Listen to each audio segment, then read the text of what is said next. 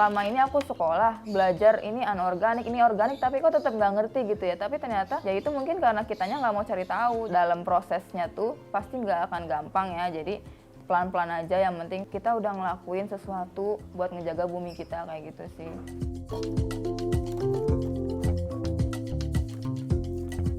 Mulai dari yang paling mudah dulu, yang paling bisa kita lakukan. Jadi misalnya teman-teman sekarang baru bisa belanja pakai kantong sendiri, ya udah itu lakuin aja dulu. Jadi kita nggak usah berpikir harus sempurna, harus complicated yang lain. Mulai dulu aja sesederhana mungkin. Nanti pelan-pelan kita pasti kalau emang udah niatnya pengen ke sana akan dipertemukan kok dengan caranya dan dimudahkan.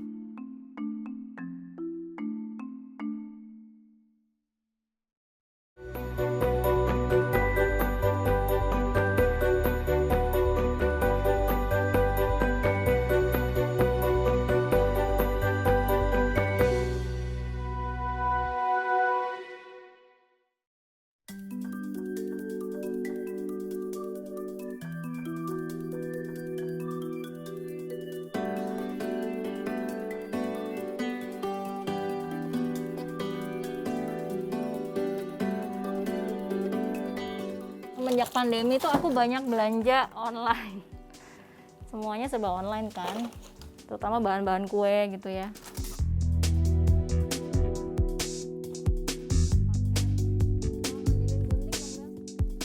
Udah cukup banyak, jadi bisa mulai dipilah.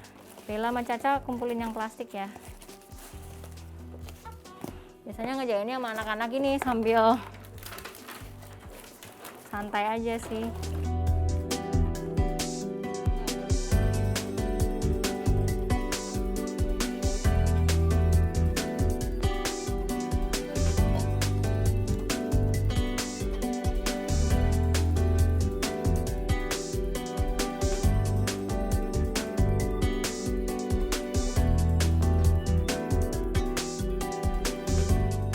Kami belum bisa total menghindari sampah yang plastik ya. Jadi kadang-kadang kayak masih ada pengen mie instan kayak gini ya. Terus kayak ada sisa-sisa tolak angin namanya permen atau snack-snack. Nah itu aku ngajarin anak-anak kalau sampah anorganik yang model begini itu bisa dibuat eco brick. Jadi kita sambil santai gitu ya, mereka kan juga seneng ya berkegiatan kayak gini, melatih motorik juga kali ya, gunting, terus masukin ke botol gitu. Nah nanti aku selalu sedia eco brick nih di dapur. Jadi caranya digunting-gunting, lalu dimasukin ke dalam botol. Kalau aku diajarin mama, kalau bekas kulit buah dibuang ke bawahnya tempat cuci piring. Kalau kerdus-kerdus gitu dibuangnya di bawah tangga. Kalau plastik kayak gini di dalam botol.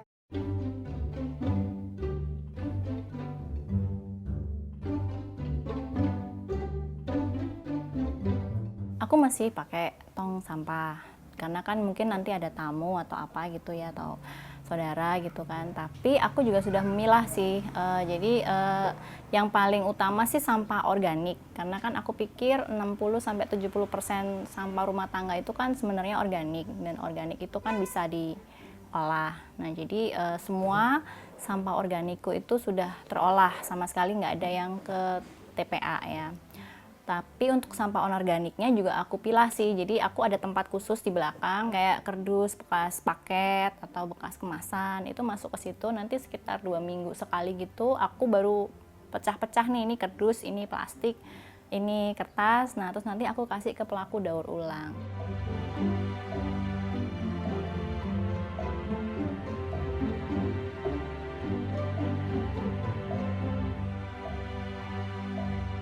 Pagi kami sekeluarga itu sarapannya buah sama minum air jeruk nipis. Nah jadi konsumsi organiknya cukup banyak ya. Nah Selain saya kompos, juga ada yang saya buat menjadi ekoenzim. Biasanya kalau ekoenzim saya bikinnya dari kulit jeruk nipis aja atau nanas, karena baunya lebih segar gitu ya. Tapi sebenarnya ekoenzim itu juga bisa dibuat dari aneka kulit buah-buahan apa aja. Nah, kali ini kita akan buat dari aneka kulit buah-buahan. Nah, bahan-bahan yang kita perlukan itu karena saya pakai cara cepat yang 2 minggu, kan biasanya kalau yang klasik itu 3 bulan. Nah, ini 2 minggu udah bisa panen. Saya pakai ini ragi instan ya, jadi merek apa aja bisa. Lalu ini adalah kulit sampah buah-buahannya dari sisa organik kita. Terus ini saya pakai molase ya atau gula tebu dan air. Airnya air apa aja. Takarannya itu 1:3:10. Jadi yang 1 itu adalah gulanya, 3-nya adalah kulit buahnya, dan yang 10 adalah airnya.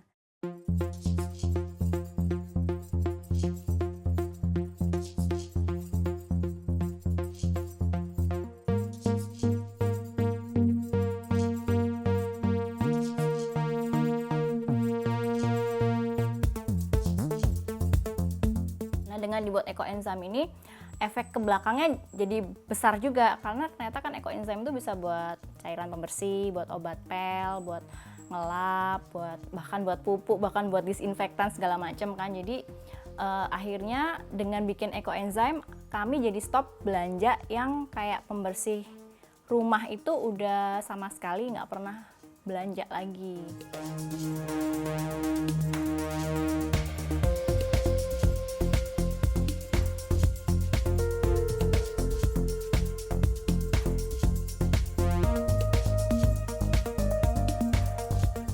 Sampah dari dapur itu kan ada limbah jelantah ya biasanya juga kalau habis goreng.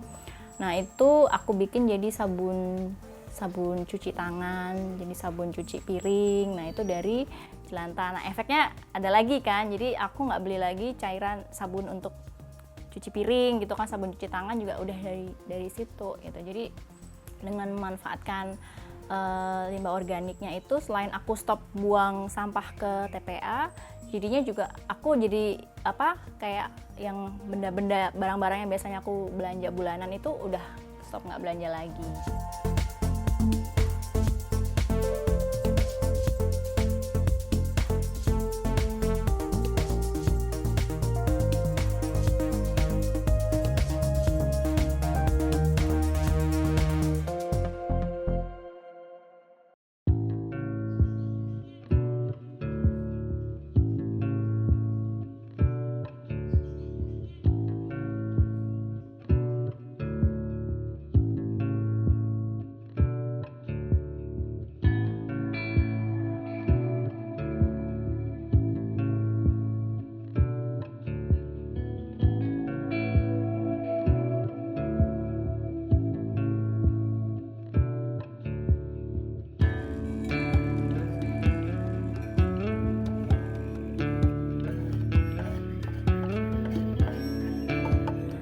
Udah dicacah begini ya teman-teman.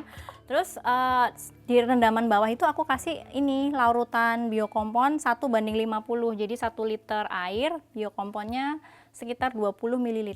Jadi dikit aja. Jadi ini awet teman-teman. Aku 1 liter begini habis 6 sampai 1 tahun, 6 bulan sampai 1 tahun. Jadi cukup hemat. Nah, ini ya penampungan sampahku udah seminggu. Ini waktunya buang hari ini. Nah, ini ada kulit telur, karena aku juga suka masak kue, jadi kulit telurnya aku pisahin juga, terus aku taruh di baskom penampung seperti itu. Nanti kalau udah penuh kayak gitu, nanti aku ancurin terus dibuat mulsa. Ini sekitar 1 liter ya, sekitar 1 liter. Ininya aku udah ukur ya, kira-kira dia 2 tutup botol.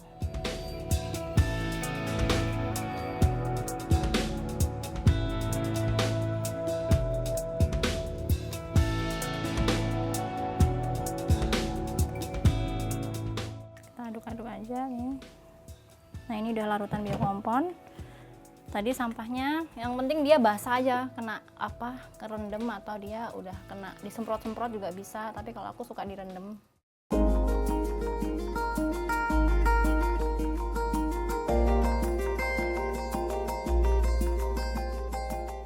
kalau komposnya, kebetulan aku cara ngomposnya mungkin agak berbeda ya dengan Mbak yang pernah tahu ya. Jadi aku tuh ngompos langsung di pot tanaman. Jadi istilahnya tanamannya langsung makan nih, langsung dapat nutrisi dari kompos yang aku buat itu. Jadi keuntungannya jadi dua, tanamanku dapat makan, yang kedua komposnya jadi kayak cepet habis gitu loh. Jadi cepat susut. Makanya kita kegiatan ngomposnya bisa sustain sampai sekarang. Ya, ini udah penuh banget. Sekarang mau kita masukkan ke dalam pot komposter di depan.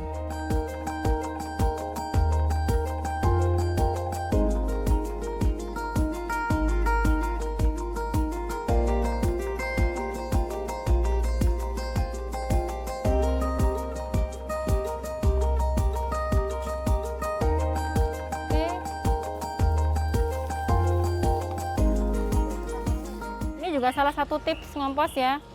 Jadi kita bikin lapisan-lapisan kayak sandwich ya. Jadi ini ibaratnya sampah karbonnya kayak karbon, ini sampah yang kayak nitrogen. Jadi kita harus layer biar dia seimbang. Kalau dia terlalu banyak nitrogen, nanti dia terlalu lembab. Jadi penguraiannya akan lama. Hasilnya pot-pot komposter kita akan lama susutnya. Ini kan udah susut nih. Ini salah satu cara agar dia nggak cepat penuh. Karena ini sebenarnya udah siap jadi media tanam. Dalam waktu 24 jam ini udah bisa jadi media tanam.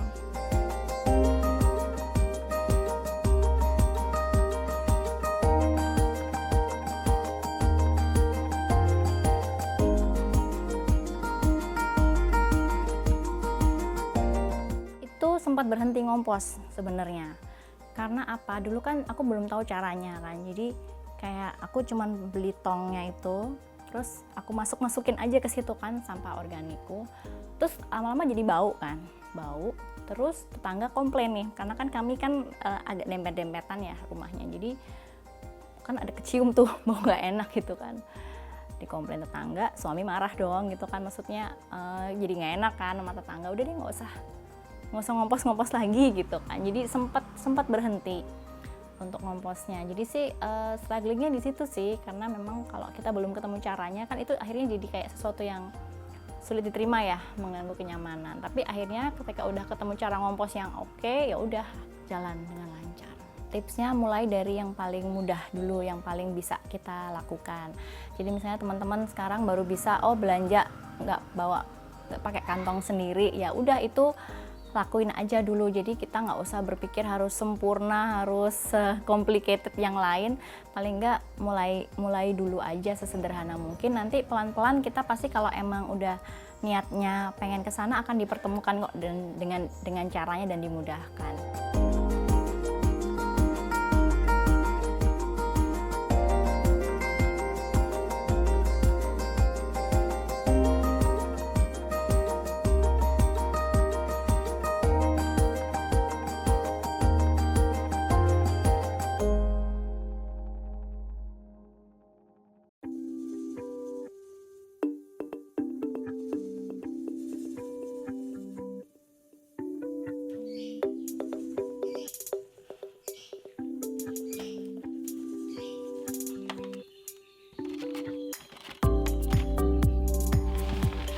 Ini kardus-kardus makanan yang masih bisa disetorin kayak gini, yang ada lapisan plastiknya juga masih bisa, atau enggak yang enggak ada juga bisa sih, terutama yang enggak ada lebih gampang.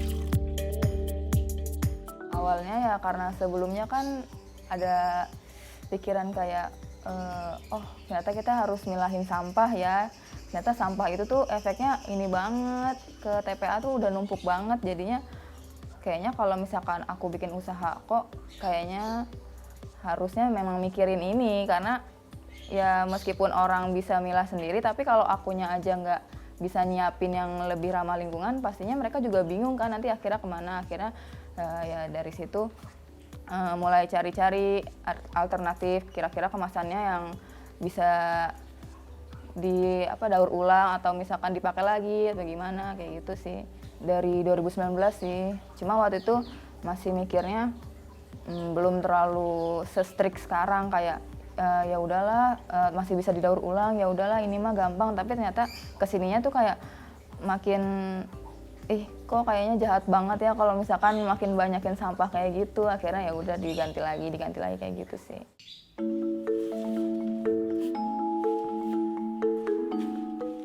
Ini kalau udah 1 bulan biasanya disetorin ke bank sampah. Nanti dipilahin dulu, tapi per klasifikasinya ada beda-beda gitu, dimasukin ke plastik.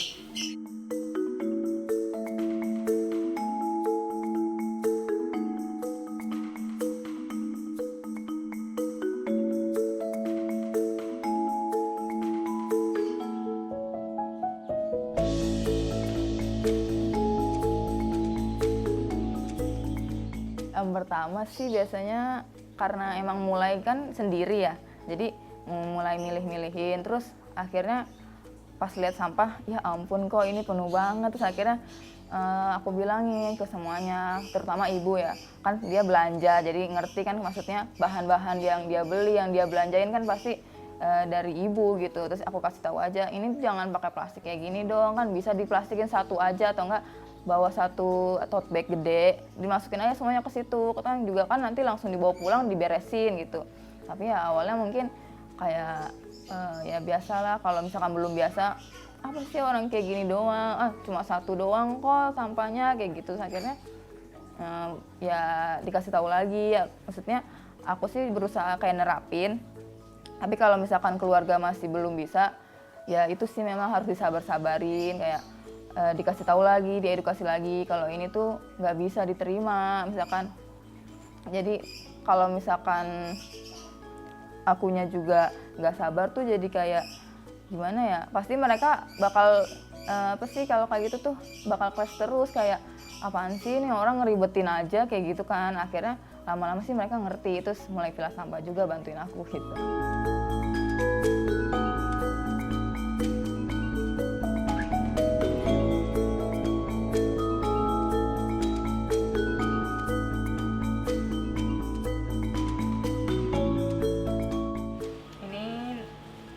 Namanya silpat, buat alasin loyang, jadinya bisa dipakai berkali-kali, nggak perlu pakai kertas lagi, nanti dia udah bisa keluar gampang gitu ngeluarinnya.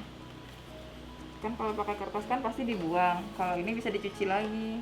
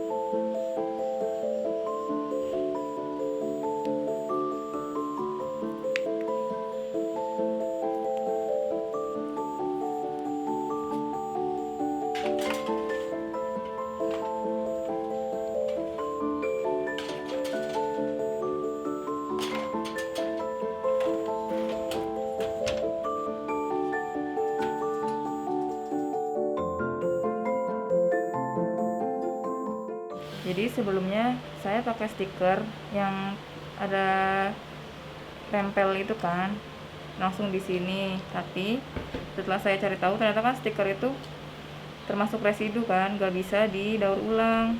Jadi sekarang saya coba pakai basicnya ini kertas grade yang tebal gitu, terus sama tali rami ini dari alam juga, jadi dia serat alam, bisa dikompos. Ini salah satu alternatif untuk packaging supaya lebih ramah lingkungan.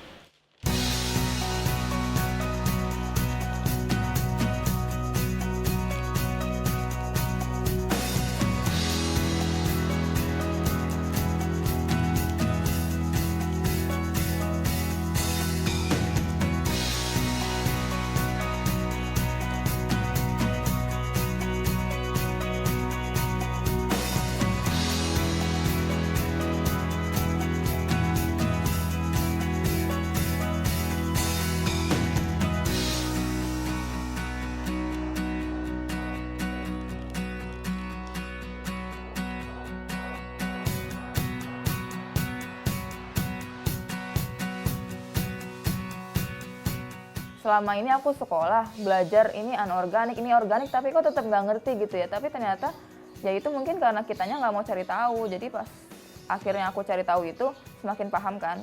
Oh ternyata kayak gini, ternyata kayak gini.